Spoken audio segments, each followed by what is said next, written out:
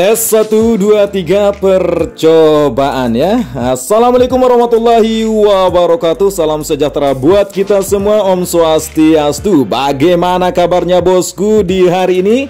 Semoga dalam keadaan sehat selalu, dimudahkan rezekinya dan segala urusannya dan aktivitasnya di hari ini ya dilancarkan. Jangan lupa juga berbahagia ya, senyum, tertawa supaya kita tetap sehat selalu ya.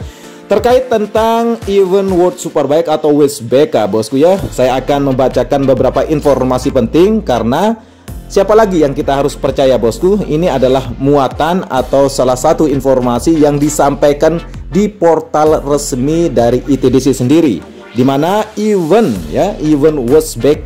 WSBK itu akan diselenggarakan. Masih optimis mereka bosku. Bagaimana persiapannya? Saya akan ceritakan dari mulai bagaimana skema nantinya untuk mobilisasi para penonton juga sudah dihadirkan ya beberapa unit bus.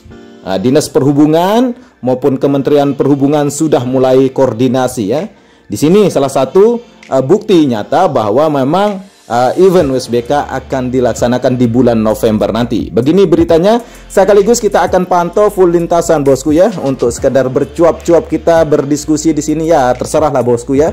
Mau komentar apapun monggo ya. Yang penting sopan ya. Boleh dikritisi monggo ya. Tidak anti kritik bosku, tapi dengan bahasa-bahasa yang lebih sopan, berpendidikan tentunya bosku ya. Terima kasih bosku yang sudah mengklik video kali ini ya. Kita akan mulai untuk memberikan statement atau memberikan berita-berita yang memang lagi panas, lagi hits, dan tarik napasnya bosku ya. Mantap.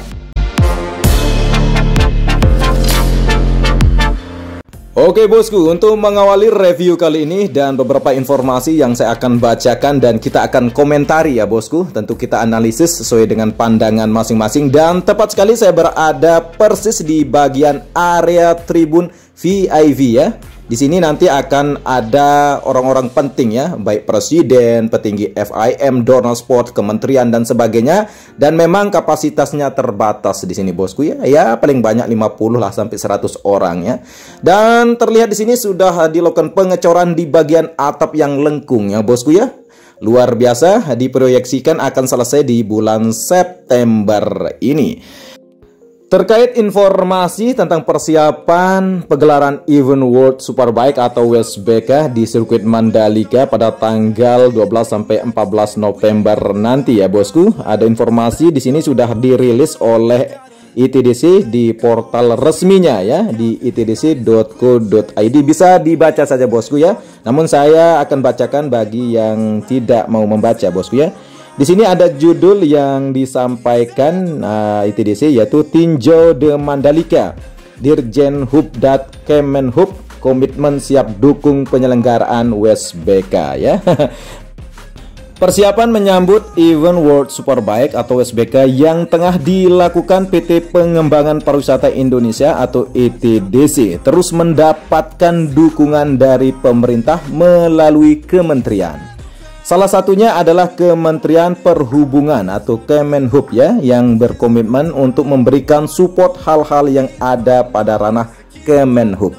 Jadi di sini bosku ada beberapa bantuan ya di skema untuk mobilisasi para penonton nanti, di mana skemanya yaitu skema manajemen rekayasa lalu lintas pada saat event WSBK berlangsung perlu dibuat dengan sebaik mungkin. Tidak kurang dari 50.000 pengunjung akan menuju KEK Mandalika. Adapun manajemen rekayasa lalu lintas yang diharapkan dapat menopang pengunjung yang datang tidak hanya dalam Pulau Lombok, melainkan dari luar Pulau Lombok yang bisa melewati 5 pintu gerbang yaitu Pelabuhan Bangsal, Pelabuhan Lembar, Pelabuhan Gilimas, Pelabuhan Kayangan, dan Bandara Lombok International Airport ya. Selain manajemen rekayasa, Kementerian Perhubungan juga akan menyediakan armada bus Damri sebanyak 46 unit dan pemasangan lampu penerang jalan umum atau PJU sepanjang jalan bypass Bil Mandalika yang sudah dilakukan pengerjaan saat ini bosku ya. Jadi semua sarana prasarana mobilisasi transportasi sudah mulai diperbaiki sehingga nanti para bosku ketika hadir di kawasan KEK Mandalika atau menuju kawasan KEK Mandalika akan nyaman ya. Oke bosku, kita lanjutkan dan kali ini kita akan memberikan informasi terkait pengerjaan di beberapa lintasan sirkuit Mandalika yang terus dilakukan finishing ya.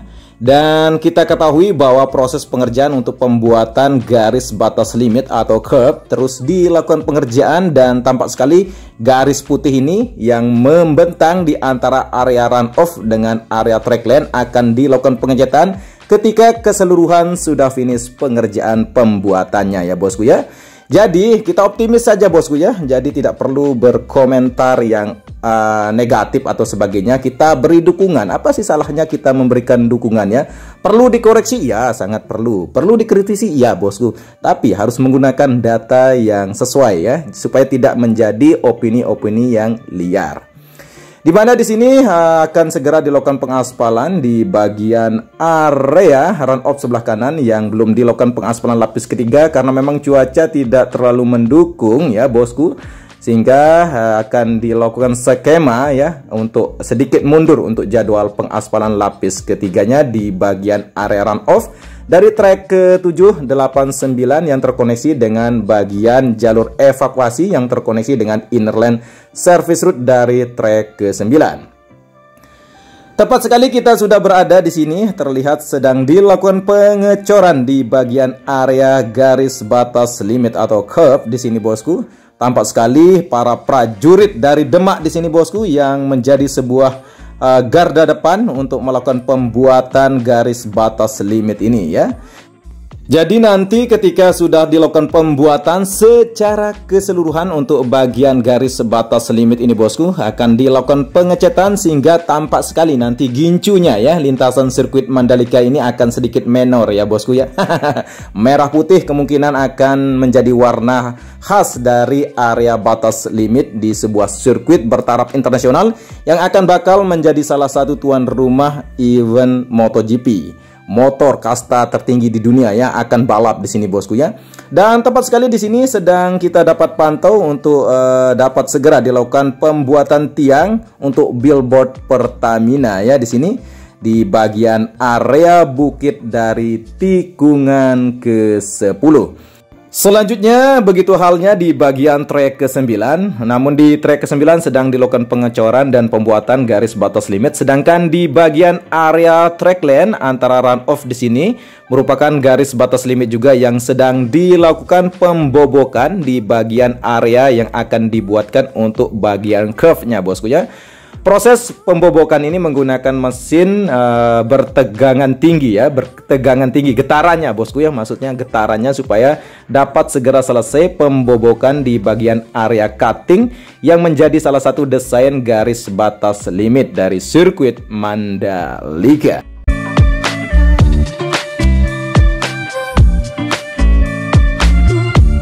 Lanjutkan untuk membaca beberapa berita dan kita akan komentari bosku di sini yang kita ketahui kemarin ya, di mana Kementerian Investasi yaitu Bapak Bahlil ya sudah datang di sirkuit Mandalika yang akan menanamkan investasi dan memang kementerian di seluruh Republik Indonesia di sini bosku saling bekerja sama ya, bersinergi untuk terus memberikan hal terbaik karya bangsa supaya nanti destinasi wisata yang berada di kawasan KEK Mandalika memang benar-benar menjadi salah satu prioritas karena memang dicanangkan akan menjadi salah satu pariwisata ya, pariwisata yang berkelas dunia.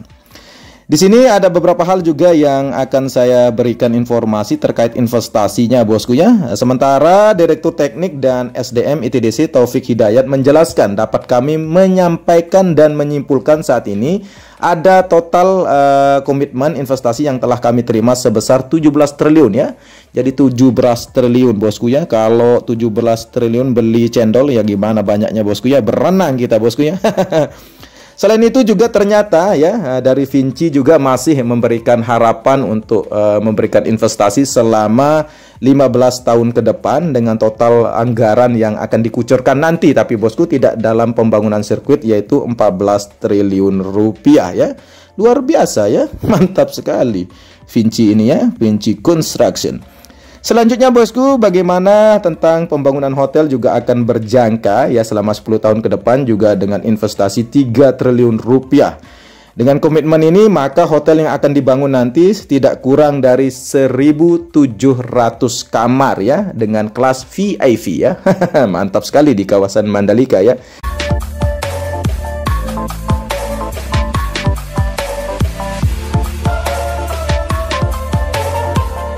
Ya, akhirnya kita sudah berada di bagian area tikungan ke-16 bosku, yang terus akan dilakukan finishing supaya area gravelnya tampak rapi dan tumpukan material gravel di sini sudah diberikan, tinggal dihamparkan saja. Yang kita ketahui di bagian area runoff maupun area trackland dari tikungan ke-16 nanti juga akan dibuat untuk bagian garis batas limitnya atau curb. Selain itu juga akan dibuatkan untuk bagian runoff sebelah kanan yang masih belum dilakukan pengaspalan lapis pertama, 2 sampai ketiga belum dilakukan ya bosku. Masih banyak PR ternyata di sini. Namun kita masih optimis bosku, di September ini akan tuntas untuk pengaspalannya ya. Jadi kita sudah sampai di bagian area tikungan terakhir, yaitu tikungan ke-17, dan saya di sini akan memberikan informasi juga bosku, kenapa ya di bagian area pagar baja pitwall kenapa dibuat jendela, kenapa tidak seperti dengan sirkuit yang lainnya. Jadi begini analisisnya bosku ya.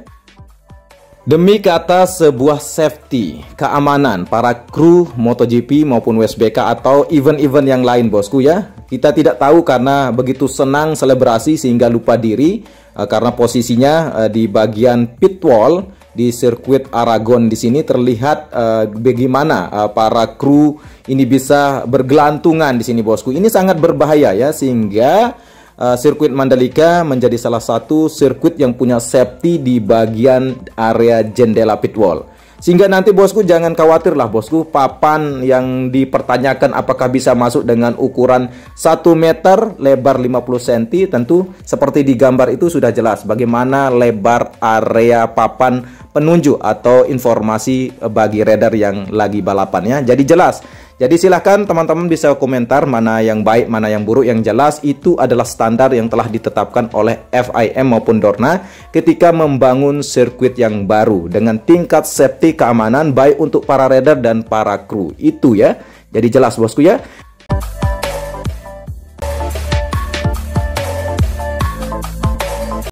Pembangunan sirkuit Mandalika yang kita ketahui akan segera berakhir ya untuk pembangunan area lintasan, dan sarana fasilitasnya tentu akan dibuatkan skema-skema khusus nantinya untuk pedok juga untuk pegelaran WSBK. Bagaimana skemanya kita akan tunggu informasi ya supaya tidak menjadi bayang-bayang semu bosku ya.